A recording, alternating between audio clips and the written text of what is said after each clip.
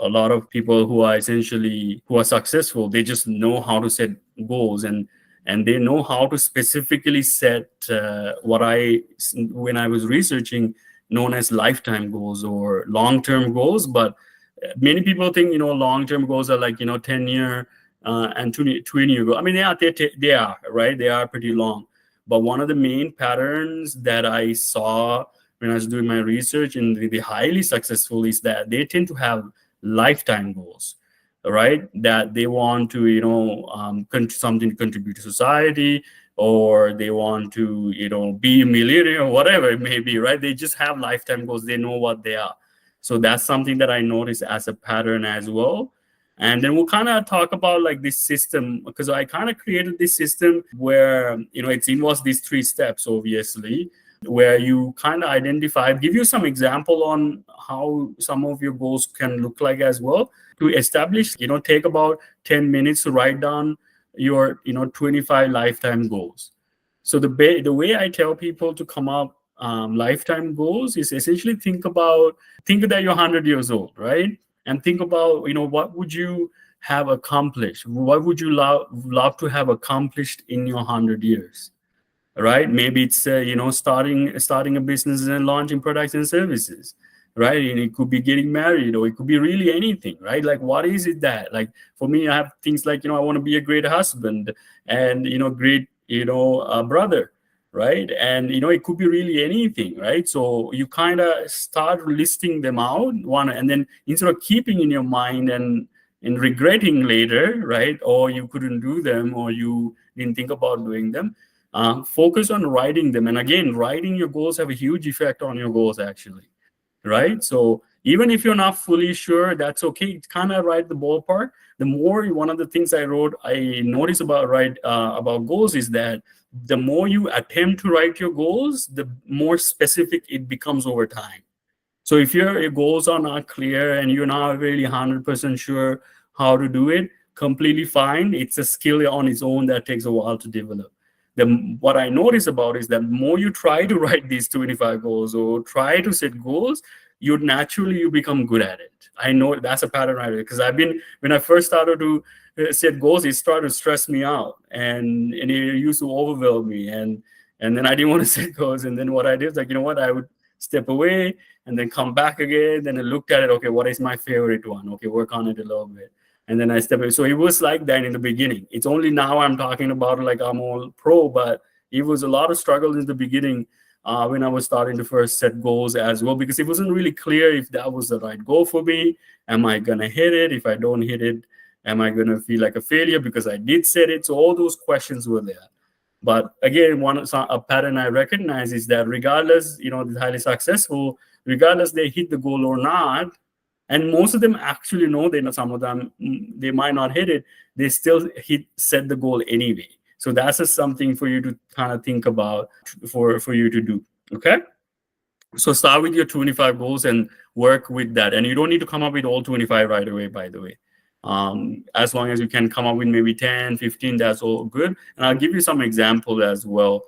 Some of these examples, what it could be. Honestly, if you want to find the best way to find the examples, some of you probably have used ChatGPT, type in what are some example lifetime goals I should have, and it will give you literally a list of things that you can think about.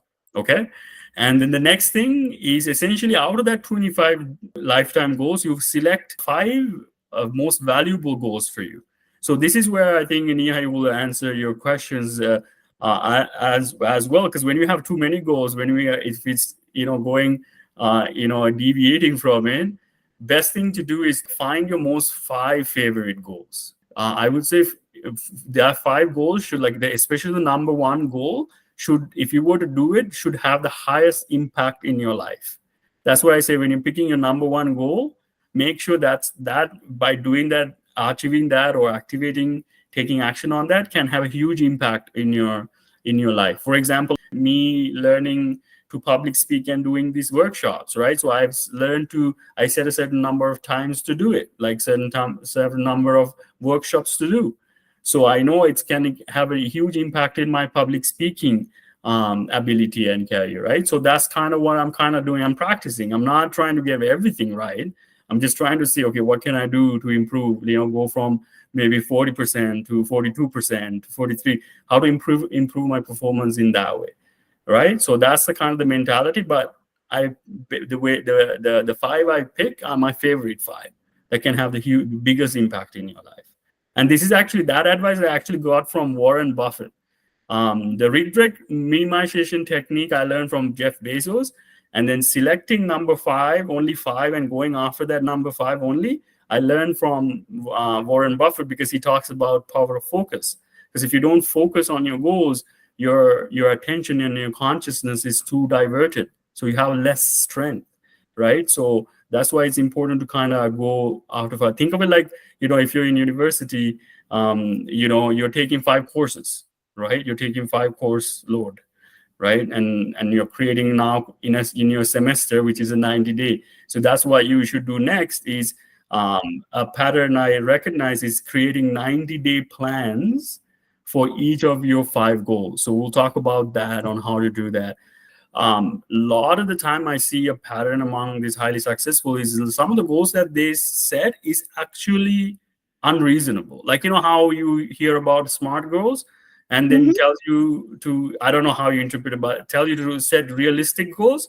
A lot of these guys don't set realistic goals, like especially Elon Musk, Jeff Bezos. They don't set realistic goals, really. Their long-term goals are very, very interesting and very extensive, right? Like, imagine, like, they were thinking about like doing space travel and things like that from a long time ago, right? For us, it's like, oh yeah, they're doing it. But if they were to tell us at that time when they were setting them, we would call them crazy. So that's the thing, is like, one of the things that you don't necessarily need to share your goals, especially if they're not goal setting and in the personal development kind of mentality. You don't need to really share. You kind of have to work in silent. But you do have to, if you ideally, you can pick people who can help with your goals and who will encourage you, because honestly, the best person who should be encouraging with your goals is you anyway. Because what I'm saying is that when I even tell this to executives, is that more than the result itself that you should be congratulating or encouraging you should be look at the volume of effort you have taken to make it happen for you.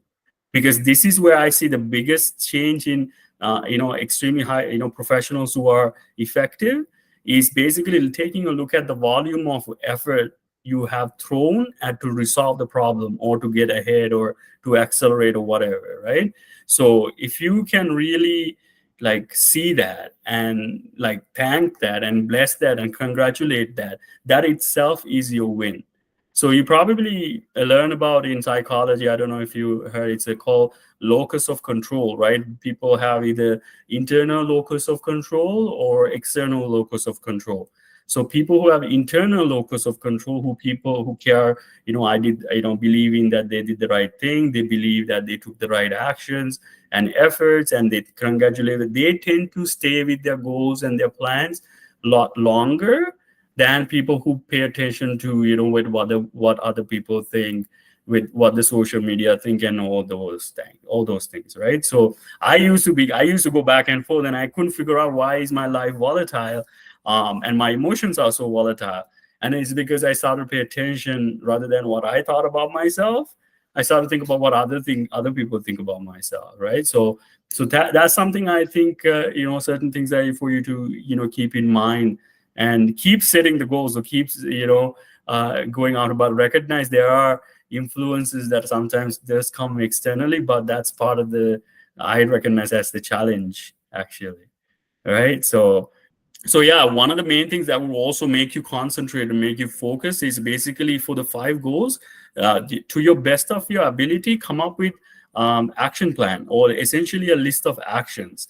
Again, these are essentially what I would call like scientific way to set goals and achieve them. Because I see a lot of people set goals and they say they want this thing, they don't, first of all, they don't even write it down. So writing down, we talk about the importance of it's very key.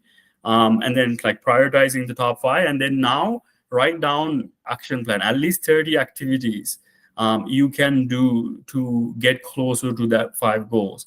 the activities can change. Honestly, it's okay for it to change, but the fact that you actually write it down and that you check them off is really key to following up with your goals and your plan. So very important thing I've seen in the workplace, that believe it or not, a lot of people I don't see doing this stuff.